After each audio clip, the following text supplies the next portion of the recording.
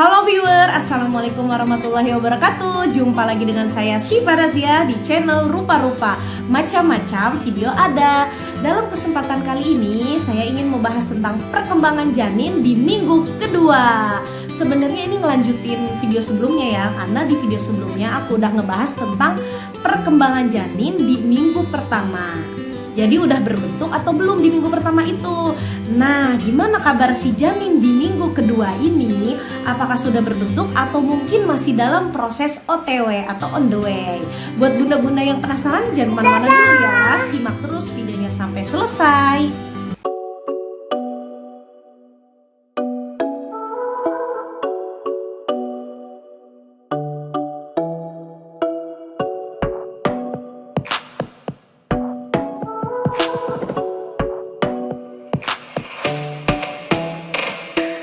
Oke bunda, sebelum lanjut ke pembahasan berikutnya, seperti biasa, buat bunda yang belum subscribe channel Rupa-Rupa, silakan di subscribe dulu dong, biar channel ini makin berkembang dan saya pun tambah semangat menyajikan konten-konten yang bermanfaat lainnya. Dan jangan lupa diklik yang pertanda lonceng, biar bunda-bunda gak ketinggalan update terbaru dari Rupa-Rupa. Dan buat bunda yang menyukai video ini silakan di like, dan bagi bunda yang gak suka silakan di dislike. Terima kasih.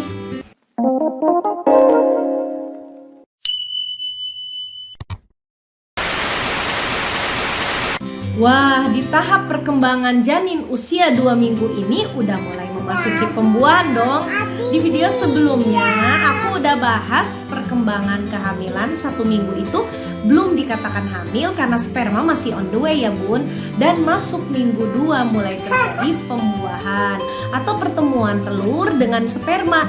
Nah, ini baru dibilang tahap pertama perkembangan sebenarnya, yang gak lain terjadi di minggu kedua dan ketiga. Minggu ini telur yang telah dibuahi dari zigot satu sel menjadi bola sel yang disebut blastokista. Setelah pembuahan, telurnya berganti panggilan dong menjadi zigot, dan si zigot ini mulai membelah diri dari satu sel menjadi 2, dan dari 2 menjadi 4, dan dari 4 menjadi 8, dan seterusnya. Wah, benar-benar kekuasaan Sang Maha Pencipta ya. Masya Allah, sebegitu menakjubkannya cara janin berkembang dalam rahim wanita.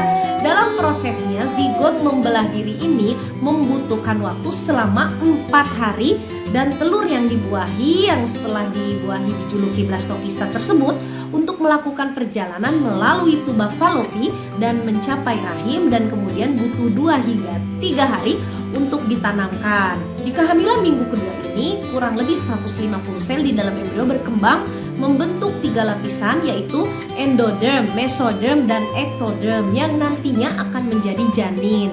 Ketika lapisan ini pun nantinya akan menjadi organ dan bagian tubuh janin, yaitu tulang, otot, jantung, sistem reproduksi, sistem pencernaan, dan sistem syaraf. Masya Allah.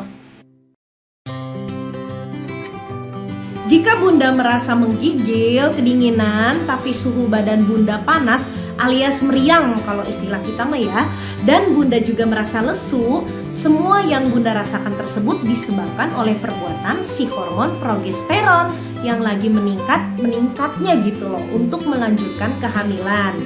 Progesteron juga berguna dalam membuat sumbatan lendir pada saluran leher rahim yang berfungsi untuk mencegah masuknya infeksi dari luar atau disebut juga post labor infection ke dalam kandungan. Kebanyakan para ayah atau suami masih belum menyadari situasi ini, di mana si bunda sedang merasakan efek dari si hormon progesteron yang meningkatnya karena kehamilan. Meski demikian, para ayah atau suami harus lebih peka sebenarnya dan lebih perhatian ketika bunda mengeluh, meriang, dan lesu. A few moments later. Oh ya bunda, untuk informasi bahwa penentu jenis kelamin si janin adalah ayah ya, bukan bunda sendiri.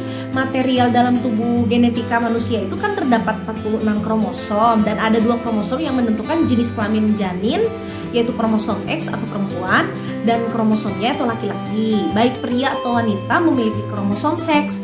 Pria biasanya memiliki 1 kromosom X dan 1 kromosom Y, sedangkan wanita memiliki 2 kromosom X. Jadi ketika sel telur atau sperma dibuat, ia hanya mendapat salah 1 kromosom X. Tapi pria bisa membuat sperma X atau Y. Jadi selama pembuahan, sel sperma berlomba menuju sel telur bunda.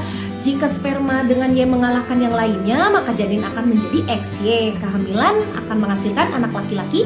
Namun jika sperma dengan X lebih cepat dan menang menuju sel telur, maka janin menjadi XX. Bunda dan ayah akan memiliki bayi perempuan. Begitu bunda. Tetap saja, hampir setiap orang memiliki peluang, sebenarnya sekitar 50% untuk memiliki anak laki-laki dan 50% untuk memiliki anak perempuan. Sebenarnya ada metode untuk meningkatkan kemungkinan mengandung anak-anak dengan jenis kelamin yang diinginkan.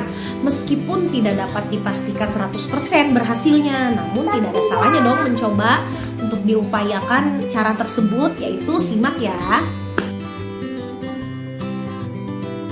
Bila ingin berupaya memiliki janin berjenis kelamin laki-laki, maka waktu hubungan seksualnya mendekati ovulasi. Dan bila ingin berupaya memiliki janin perempuan, hubungan seksual bisa dilakukan jauh dari masa ovulasi.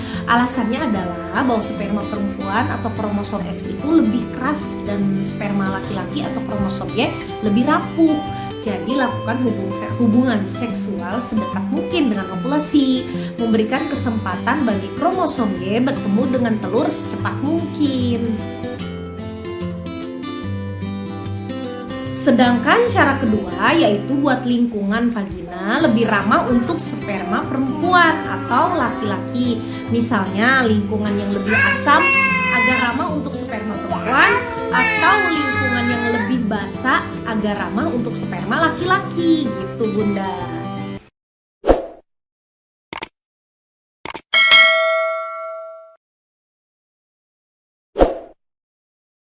Oke bunda, itulah tadi informasi tentang perkembangan janin di minggu kedua dari saya. Semoga bermanfaat ya bunda.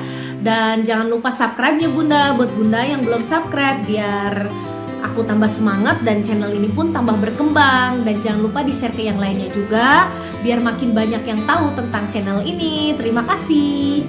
Wassalamualaikum warahmatullahi wabarakatuh.